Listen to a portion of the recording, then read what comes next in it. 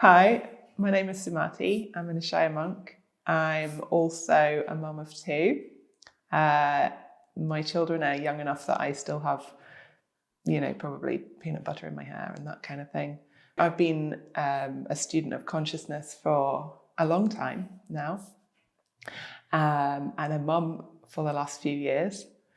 And so I've had an exploration of stillness and family life.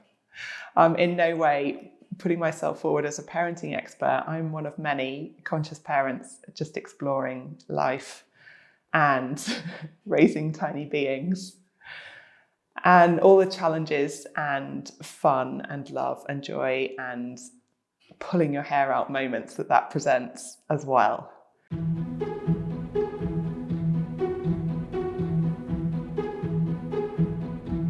I guess for me, one of the things I'm most grateful for is having that place of home, not a physical home, but a home inside to return to whenever I choose.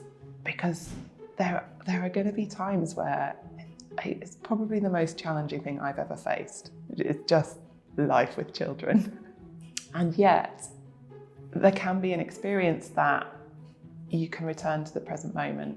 You can let go of what's just happened and be present with your children, which they are great at. They are, like, in my experience, just the most forgiving beings. They've dropped it and they love you. It's us that maybe take a moment extra to be there.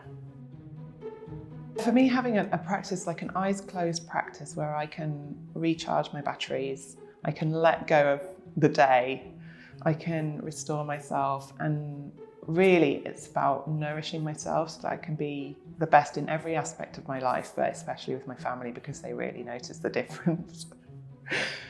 And I love that Ascension gives me that in quite a short burst of time. So I can just go away, close my eyes and really let go. And it feels like a massive recharge. And there are times when that just doesn't feel like enough.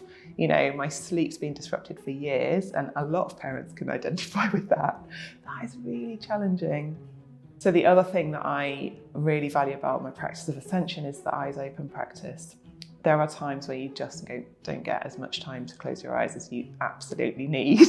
And it becomes very urgent need sometimes, I think, just to really maintain my own balance. What I find is with the experience of stillness that is so familiar that I can return to it whenever I want, or using the Ascension attitudes with my eyes open, I just find like I can return to that balance immediately. It means I can let go.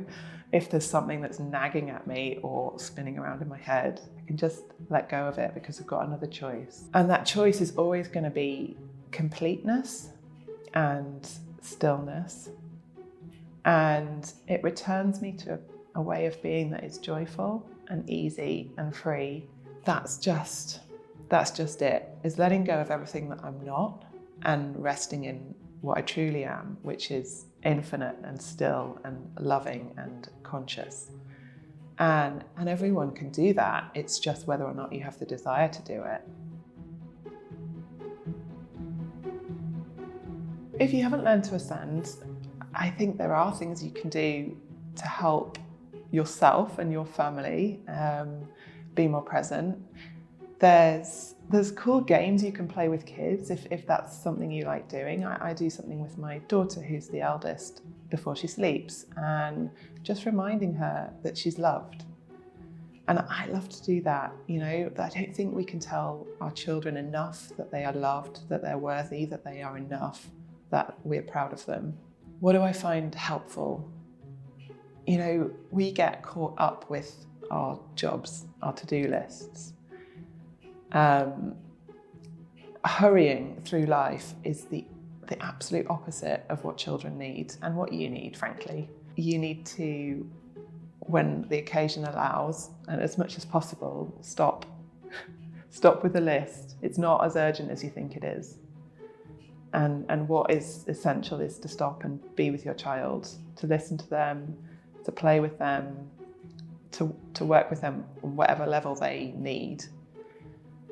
And it's going to be more important than even getting a nutritious meal on the table, or another load of laundry done, or rushing out the door to make sure you're early enough for a meeting.